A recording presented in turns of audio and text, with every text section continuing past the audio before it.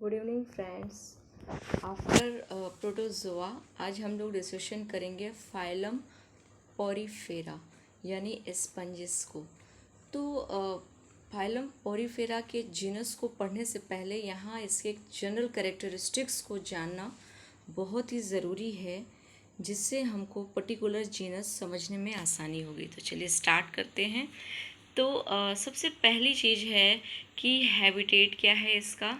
तो हम लोग को बहुत अच्छे से पता है कि जितने भी लोअर ऑर्गेनिजम्स होते हैं एनिमल्स के, वो मोस्टली एक्वेटिक होते हैं। तो ये भी मोस्टली एक्वेटिक है, यानी एक्वेटिक में भी मैराइन है ज़्यादातर, और रेयरली फ्रेश वाटर का एग्जाम्पल है स्पॉन्जिला। तो ये याद रखना पड़ता है, क्योंकि पूछा जाता है कि कौन सा जो स्पंज है वो फ्रेश वाटर का में हैबिटेट है उसका, तो स्पॉन्जिला। इसके बाद सॉलिटरी और कॉलोनियल, समटाइम ये अकेले रहता है या कॉलोनी के फॉर्म में। सेसाइल मीन्स किसी भी अटैचमेंट के साथ क्या होगा, बेस के साथ अटैच होगा। सेकेंड इज बॉडी फॉर्म की बात करें तो porous body, two types of pores present. Body porous है, दो तरीके के पोर्स जो है इस पर प्रेजेंट हैं।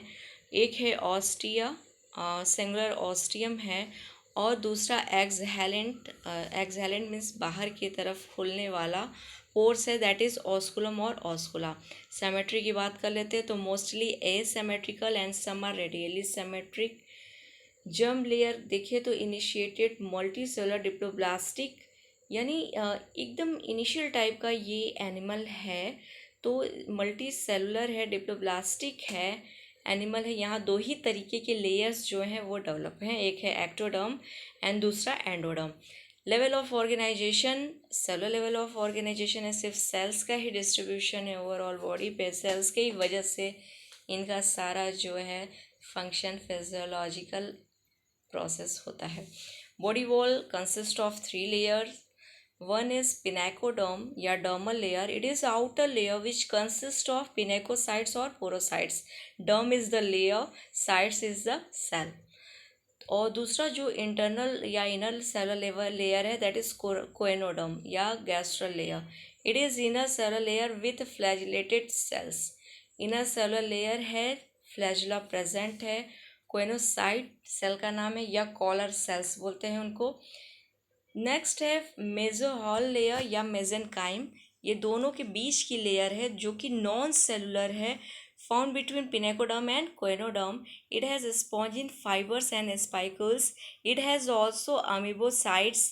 Amoebocytes are modified into following cells. Mesenchyme के ही पास जो अमीबोसाइट्स सेल्स हैं, और इस तरह के अमीबोसाइट्स जो होते हैं, यानी इरेगुलर शेप के जो सेल्स होते हैं, वो तरह तरह के जो सेल्स हैं उनका फॉर्मेशन करते हैं मॉडिफाइड होने के बाद. और एक बात ये भी जान लीजिए, जो यहाँ पे कह सकते हैं कि जो कोएनोडर्म सेल है वो इस फाइलम का स्पेशल, कह सकते हैं स्पेसिफिक सेल माना जाता है. अलग अलग फाइलम में हम लोग देखेंगे अलग अलग तरीके के सेल्स प्रेजेंट हैं. तो यहाँ पे कोएनोडर्म का जो है डिस्ट्रीब्यूशन होता है इंटरनल लेयर में, यानी इनर लेयर में. अब हम लोग अमीबोसाइट सेल्स के जो मॉडिफाइड फॉर्म्स हैं, तरह तरह के सेल्स का फॉर्मेशन करते हैं, उनको देख लेते हैं. तो इसमें जो पहला लेयर है वो है archaeocytes. This are totipotent sales.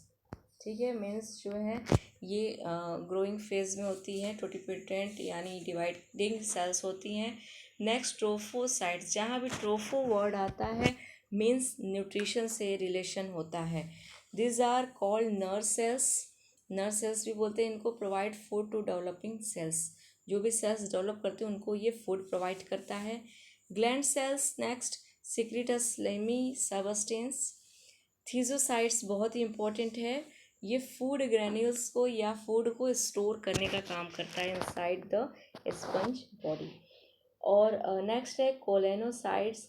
Secrete spongin fibre जो सिक्रेशन होता है वो कोलेनोसाइट्स से होता है. Scleroblast secrete spicules. तो याद करने का तरीका है spicules scleroblast. Next myocytes help in opening and closing of osculum. Osculum के ओपनिंग और क्लोजिंग में मायोसाइट्स का रोल है। जर्म सेल्स को देख लेते हैं। Germ cells are also called sex cells. ये ड्यूरिंग ब्रीडिंग सीजन ये सेल्स जो होते हैं स्पर्म और ओवा का फॉर्मेशन करते हैं। Next क्रोमोसाइट्स।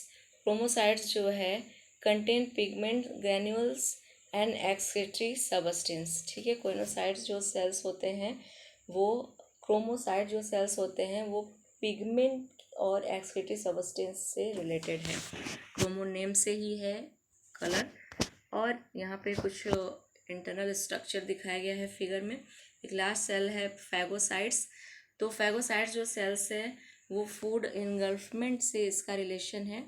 Collect food from choanocyte through दियर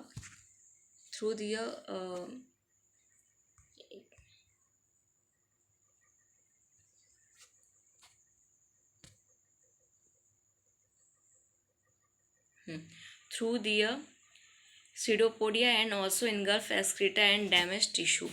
तो यहाँ इनगल्फ करता है, इनके पास स्यूडोपोडिया होता है।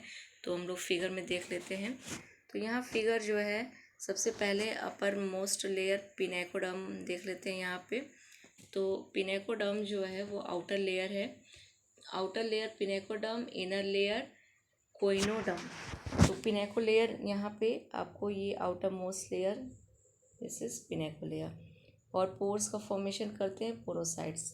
इसके बाद इनर लेयर, ये पूरे आप internal flagellated cells overall spongocoel में यहाँ पे इसका डिस्ट्रीब्यूशन होता है कोइनोसाइट्स का ओवरऑल। इसके बाद जो है ये ऑस्कुलम है जिसको बोलते हैं एक्सहैलेंट बोलते हैं। नेक्स्ट जो है तरह तरह के सेल्स कोइनोसाइट्स का यहाँ पे ये जूम करके देख सकते हैं। फ्लैजिलेटेड सेल्स, पोरोसाइट्स जो पोर्स के फॉर्मेशन करते हैं, आर्कियोसाइट्स फूड से रिलेटेड हैं, मेसोहाइल यानी दोनों के बीच का लेयर स्पाइकल्स ये, और पिनेकोसाइट सेल्स जो पिनेकोडर्म में प्रेजेंट हैं। इसके बाद जो नेक्स्ट हम लोग इम्पॉर्टेंट फैक्ट पढ़ते हैं ड्यूरिंग स्पंजेस कैनाल सिस्टम। तो 3 तरह के कैनाल सिस्टम हम लोग पढ़ते आए हैं काफ़ी समय से। तो एस्केनॉइड जो है लिकोसोलेनिया में होता है सबसे सिंपल टाइप का। Syconoid canal system, this is more complex than asconoid जो होते हैं उनसे ज़्यादा कॉम्प्लिकेटेड होता है साइकेनॉइड, और found in sycon and some other. Leuconoid का टाइप के जो कैनाल सिस्टम होते हैं उनको रैगन टाइप का भी बोलते हैं। It is most complex found in Spongilla. तीनों की एग्जाम्पल्स ज़रूर याद करिएगा। तो अब यहाँ पे हम लोग एक पैसेज या पाथवे देख लेते हैं कि कैनाल सिस्टम में वाटर का पैसेज या पाथवे क्या होता है। तो वाटर एंटर करता है थ्रू द ऑस्टिया। आपने देखा पोर्स जो छोटे छोटे माइन्यूट पोर्स होते हैं ओवरऑल बॉडी पे, तो उसको ऑस्टिया बोलते हैं। तो ऑस्टिया से वाटर एंटर करके स्पॉन्जोसिल वाया स्पॉन्जोसिल ऑस्कुलम की तरफ ये मूव कर जाता है। अब नेक्स्ट स्केलेटन। यहाँ कोई बहुत ज़्यादा वेल डेवलप्ड एनिमल तो है नहीं, तो स्केलेटन के बाद इसमें देखा जाए तो कैलकेरियस या सिलिकेस स्पाइकल्स स्पॉन्जिन फाइबर जो होते हैं वो स्केलेटन का फॉर्मेशन करते हैं। डाइजेशन भी देख लेते हैं थोड़ा सा, यहाँ है नहीं, राइट नहीं किया मैंने, बट डाइजेशन यहाँ इंट्रासेलुलर डाइजेशन होता है, बहुत ही प्रिमिटिव टाइप का होता है। रिस्पिरेशन अगर देखा जाए तो डिफ्यूज़न के फॉर्म में रिस्पिरेशन होता है, ऑक्सीजन रिलीज़ करता है, ऑक्सीजन इनटेक करता है, कार्बन डाइऑक्साइड रिलीज़ करता है। एक्सक्रीशन भी इसका सिंपल टाइप का वाटर के ही फॉर्म में होता है।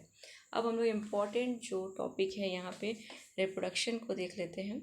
तो रिप्रोडक्शन की बात करें तो दोनों ही तरीके की रिप्रोडक्शन, ए सेक्सुअल और सेक्सुअल रिप्रोडक्शन प्रेजेंट है। ए सेक्सुअल रिप्रोडक्शन जो होता है occur by budding and gemmules. Sponges are hermaphrodite and internal fertilization present। ठीक है, और